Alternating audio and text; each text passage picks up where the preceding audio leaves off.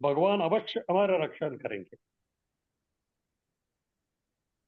भगवान अवश्य मेरा रक्षण करेंगे, वो एक है। फिर दूसरा जो है, भगवान हमको जो है हमारा पालन पोषण करेंगे। तो ये दो है।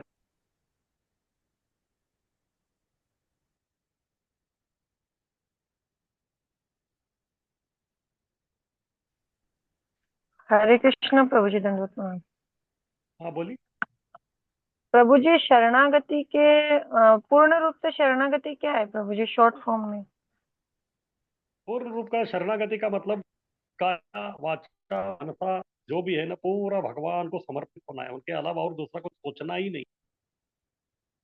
तो उसको बोलते हैं पूर्ण प्रकार का शरणागति। उसके लिए बहुत समय लगे। जैसे बलि महाराज थे, तो उनके पास सब राज्य वाज्य सब कुछ था। भगवान ने सब कुछ छीन लिया, उनका कुछ बचा ही नहीं।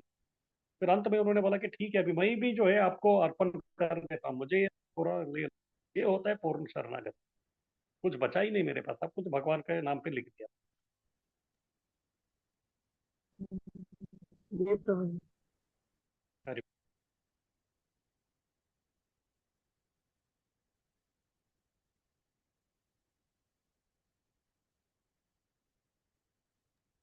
अरे सब हाँ, हरि बोल।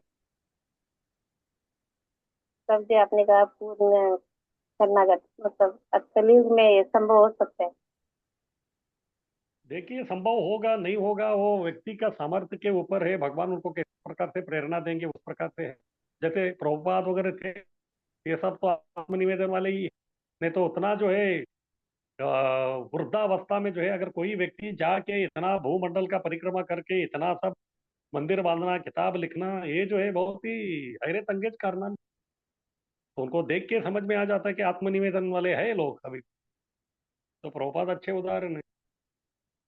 आप तो हम अरे देखते हैं ना, एक एक बार भक्त लोग मतलब कुछ संकट आ जाते तो वो विचलित होते हैं। हाँ, ये सब ये जो छह के छह है ना प्रभुपाद जी के जीवन में, आप देख।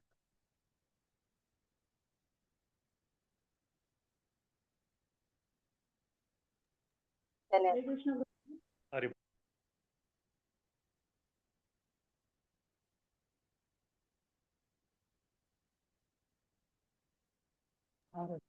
हरे कृष्ण प्रभु जी। हाँ बोली। प्रभू जी, भक्तीची शक्तिशाली पाच अंग हे नाही ना, हे शरणागतीच पाच अंग झाले ना प्रभू जी?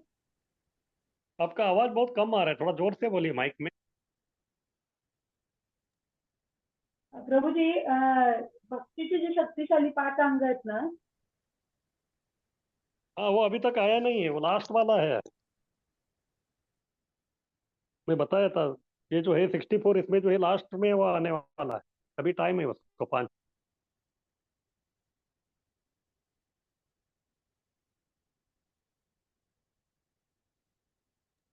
हरे कृष्ण प्रभु जी। हाँ बोली। प्रभु जी, एक प्रश्न है मेरा कि अभी जैसे आपने बोला प्रभुपाद जी।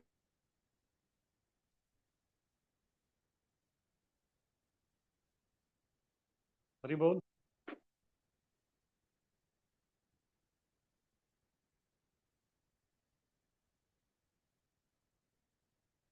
क्या आवाज बंद हो गया आपका?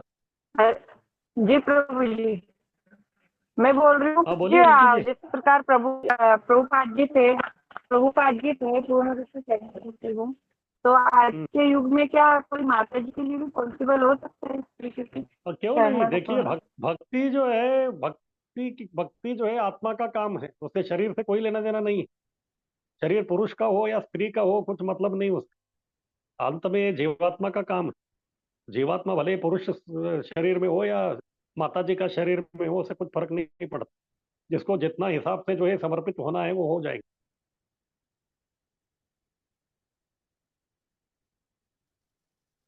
जी प्रभु। अरे,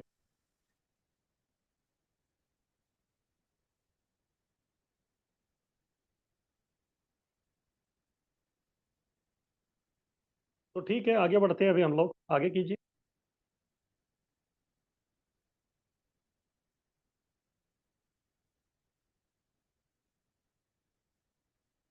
तो आगे है 50वां, निज प्रियोपहरणम, प्रिय वस्तु अर्पण करना।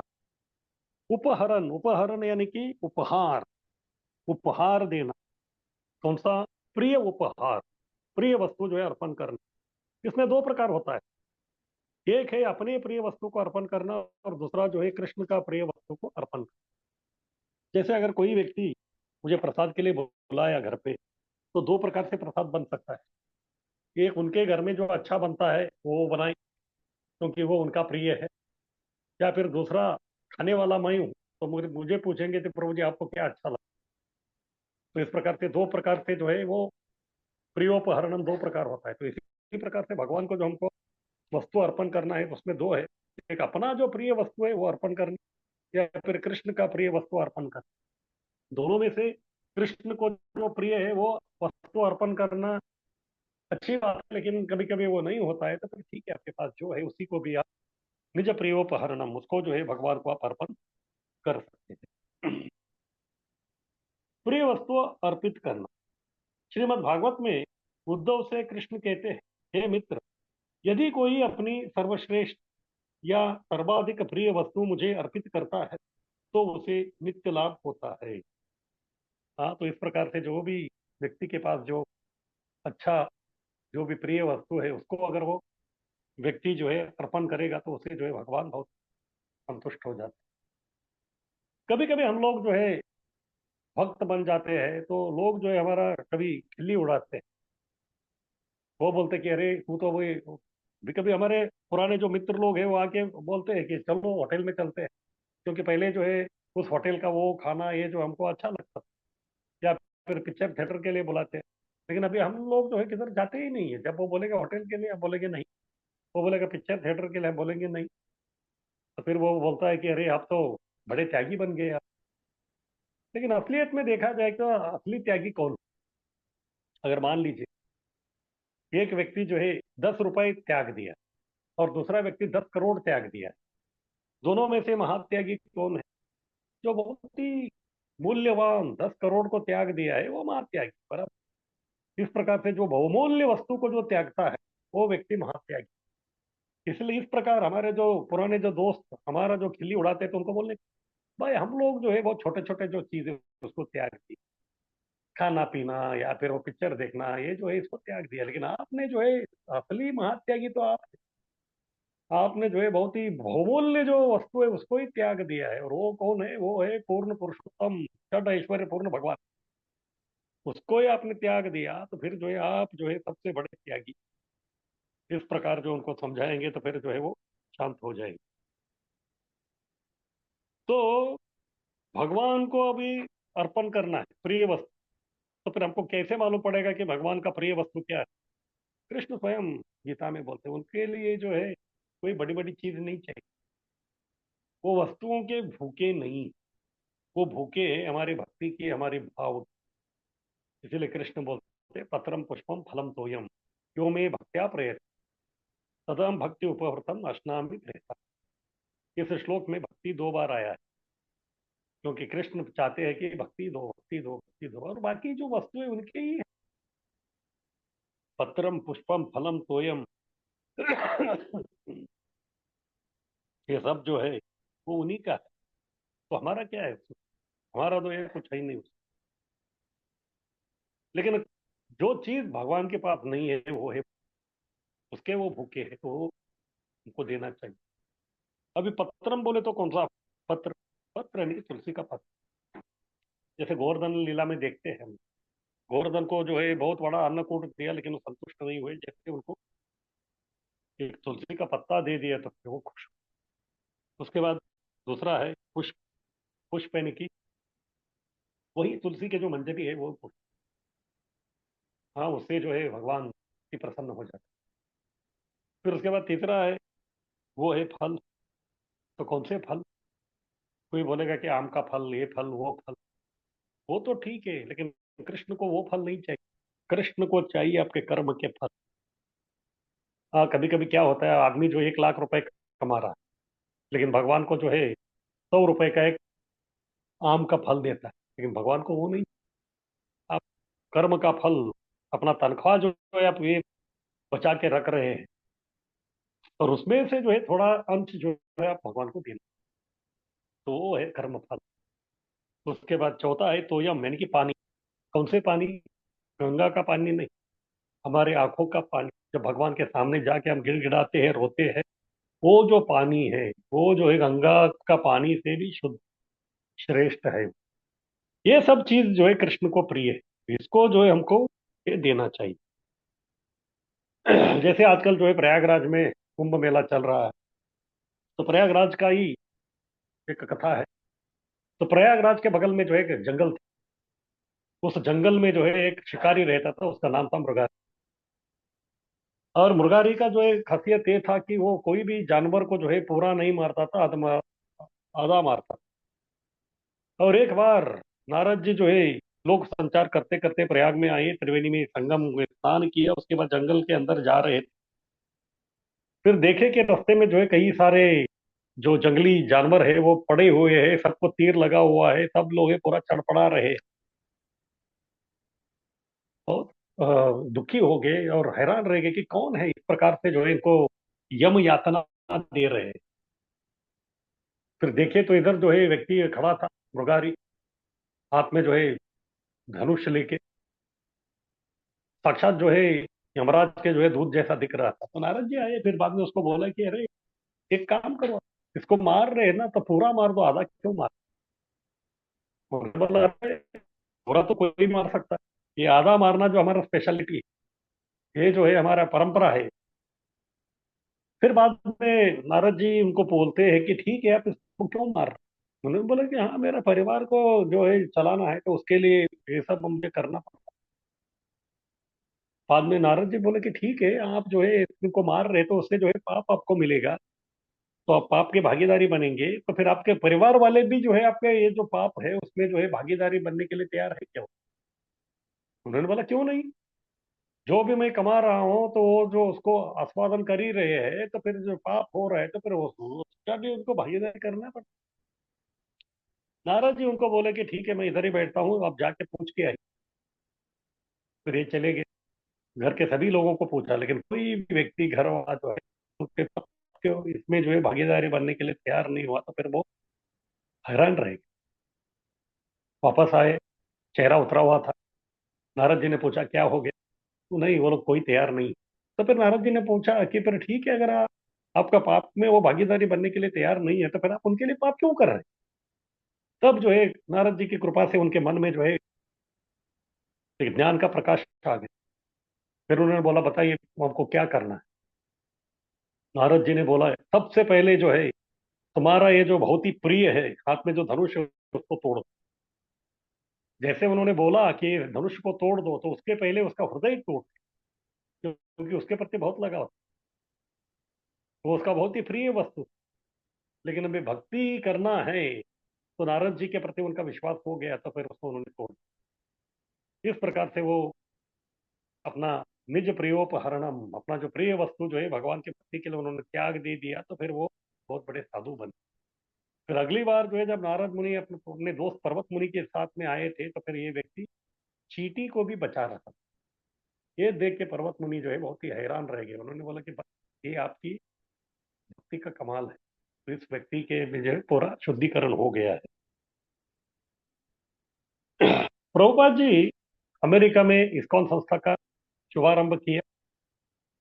फिर बाद में एक दिन जो है मालती माता जी को जो है कोई एक इंडियन स्टोर से जो है छोटे छोटे 3 मूर्तियां मिली, एक ही मूर्ति वो लेके आई थी। फिर प्रभुपाद जी को दिखाया, तो प्रभुपाद जी देखे, क्योंकि वो तो जगन्नाथ जी थे, तो भगवान के सामने प्रभुपाद जी जो है दंडवत किया। फिर बाद में बोले कि शायद ये एक नहीं है, और भी 2 है, उनको भी आपको लेके आना पड़ेगा। फिर वो सबको तीनों को लेके आ गए। फिर बाद में प्रभुपाद जी ने समझाया कि ये जगन्नाथ बलदेव सुभद्रा है, अभी डीटी आ गए, तो फिर हम लोग अभी मंगल आरती वगैरह सब चालू। फिर ये एक सुबह का लेक्चर में प्रभुपाद जी ने बोला भगवान को जो है हमको जो अच्छा लगता है वो भगवान को अर्पण करना चाहिए। हाँ, हमारे पास जो अच्छा है, जो हमको अच्छा लगता है उसको जो है भगवान को अर्पण करना। जैसे सुबह का मॉर्निंग प्रोग्राम है, क्लास में उन्होंने बता दिया। फिर शाम को जो है दर्शन करने के लिए प्रभुपाद जी नीचे आए थे, तो देखा कि अल्टर के जगन्नाथ बलदेव सुभद्रा तीनों गायब। फिर समझ में नहीं आया, घर मंदिर में कोई नहीं दिखा। फिर 1 घंटे के बाद जो है हरिनाम का आवाज सुनाई दिया, तो सब बाहर आके देखते हैं, तो फिर जगन्नाथ बलदेव सुभद्रा को लेके ये लोग आ रहे हैं। फिर प्रभुपाद जी ने पूछा कि क्या हो गया? उन्होंने बोला कि सुबह आपने बताया था कि हमको जो अच्छा लगता है वो भगवान को हमको अर्पण करना। उन्होंने बोला हमको जो है ये उधर बगल में ही जो समुद्र था, बीच था, वो बीच में जो है घूमना हमको बहुत अच्छा लगता। तो इसलिए हमने भी सोचा कि भगवान को भी जो है बीच में घुमा के लेके आएंगे, इसलिए हम गए। प्रभुपाद जी खुश हो। प्रभुपाद जी ने बोला हाँ, ये जो भगवान है वो जाते हैं बाहर घूमने के लिए, लेकिन वो राजा है, उनके लिए जो है रथ यात्रा करना पड़ता। फिर बाद में उन्होंने सोचा कि अभी रथ यात्रा करते हैं, शायद जगन्नाथ जी का इच्छा, लेकिन बड़ी डिटेल्स चाहिए। फिर उन्होंने सोचा कि कौन बना। तभी किसी ने बोला कि ये है श्याम सुंदर प्रभु, और ये कारपेंटरी जानते हैं तो वो बनाएंगे। वो नए नए भक्त थे तभी। प्रभुपाद ने बोला कि ठीक है, ये है ना, इसका बड़ा बनाना है, डायमेंशन सब बता दिया उनको। फिर बीच बीच में प्रभुपाद आके देखते। तो एक दिन प्रभुपाद जी आए देखने के लिए, तभी ये जो है जगन्नाथ जी का जो है कार्विंग कर रहे थे। अचानक उन्होंने देखा कि जगन्नाथ जी का जो हाथ था उसके ऊपर जो है ये सिगरेट का ये बुझाने के लिए जो एश ट्रे रहता है ना, वो था। और उसके अंदर जो है सिगरेट भी, क्योंकि नए नए भक्त थे, सिगरेट से अभी तक छूटे नहीं थे, तो फिर अभी वो जगन्नाथ के हाथ के ऊपर ही जो है वो एश ट्रे जो सिगरेट वो रख दिया। तो प्रभुपाद जी ने देखा, लेकिन उनका उत्साह को भी कम नहीं करना था, तो इसलिए उन्होंने सब देख के उनका प्रशंसा किया। फिर बाद में केवल एक ही शब्द बोले वो, आप जो है आप और भगवान के बीच में ये सिगरेट को क्यों ला रहे हैं?" इतना ही बोले, और कुछ नहीं बोले। हाँ, आपके बीच और भगवान के बीच में सिगरेट क्यों ला। तो तुरंत वो समझ गए। फिर बाद में सब जो है उन्होंने छोड़ दिया जो उनका वो प्रिय वस्तु था। फिर बाद में वो प्रभुपाद जी के सेक्रेटरी बन गए। अगर कोई व्यक्ति भगवान को जो प्रिय है उसको नहीं देंगे तो फिर उसका सर्वनाश हो जाए। उसका अच्छा उदाहरण है सत्राजित। सत्राजित, हाँ, जो है द्वारका में रहते थे। फिर उन्होंने जो है सूर्य का उपासना करते थे। सूर्य का उपासना करने के बाद सूर्य देव जो उनको शमंतक मणि, और उस शमंतक मणि हर दिन जो है बहुत सारा सोना देता था। और संपत्ति आ गई, संपत्ति आ गई तो फिर एक प्रकार का घमंड भी आ जाता है। कृष्ण को लगा कि ये मणि इनके पास रहना सुरक्षित नहीं है, इसलिए वो आके बोले कि आप उग्रसेन महाराज को दे दो, ये पूरा यादवों का इसके लिए जो है साम्राज्य के लिए अच्छा रहेगा। लेकिन उन्होंने नहीं माना, कृष्ण को ना बोल दिया। जो प्रिय वस्तु है वो अर्पण करना, तो उसका जो है उनको कर्मा भुगतना ही था।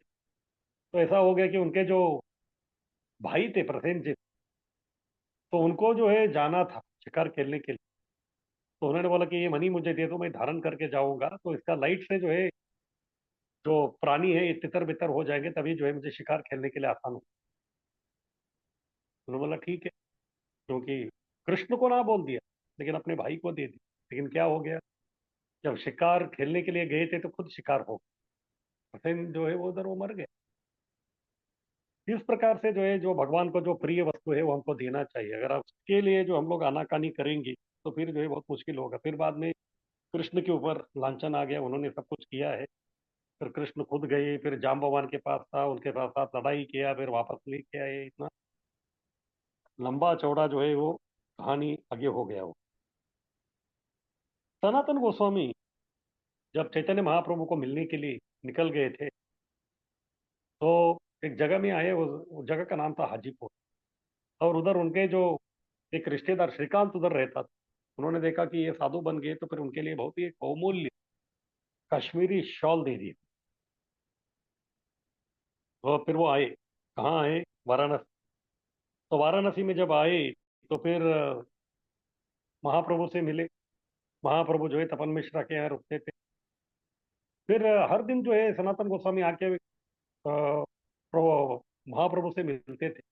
महाप्रभु एक दिन जो है उसका जो शॉल था इतना कीमती, उसके ऊपर जो है थोड़ा तिरछी नजर से देखे। इनको समझ में आ गया, इतना मैं साधु हूँ तो साधु के पास जो इतना कीमती जो है ये शॉल होना नहीं चाहिए।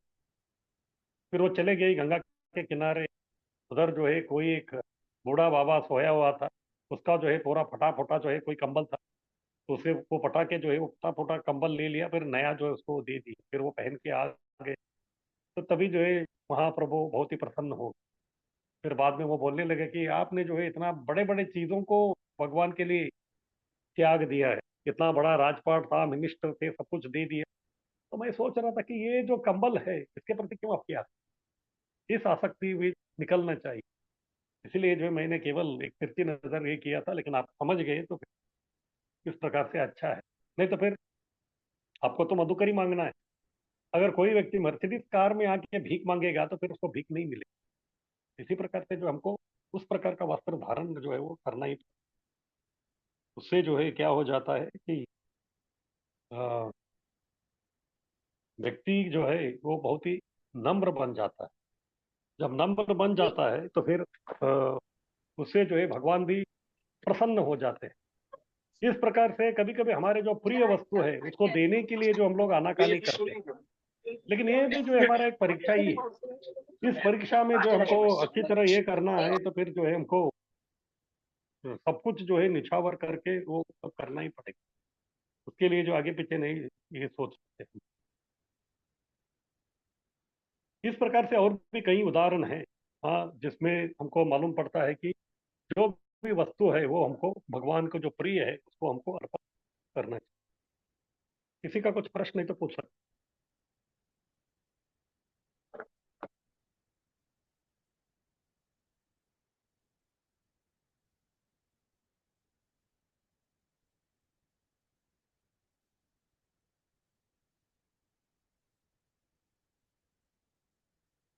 किसी को कुछ कहना है, कुछ प्रश्न है?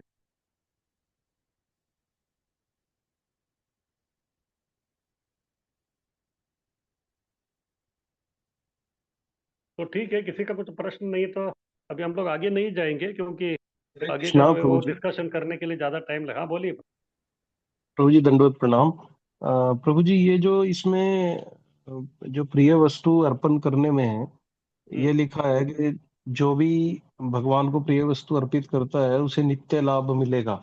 यहाँ हम्म। पे नित्य लाभ का मतलब स्पिरिचुअल ग्रोथ है या आदमी क्या इंटरप्रेट करे इससे, मतलब? देखिए, नित्य जो है वो आध्यात्मिक ही नित्य है। बाकी भौतिक जो है वो कभी नित्य नहीं हो सकता, क्योंकि वो चेंज होता है। इसका मतलब उसका जो है भक्ति में जो है प्रगति होने का जो उसको एक सुअवसर प्राप्त हो जाता है।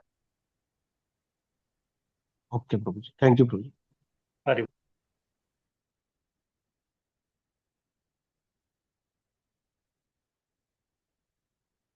तो ठीक है, अभी हम लोग इधर ये विश्राम देते हैं, फिर अगले हफ्ते हम लोग मिलेंगे। बहुत बहुत धन्यवाद।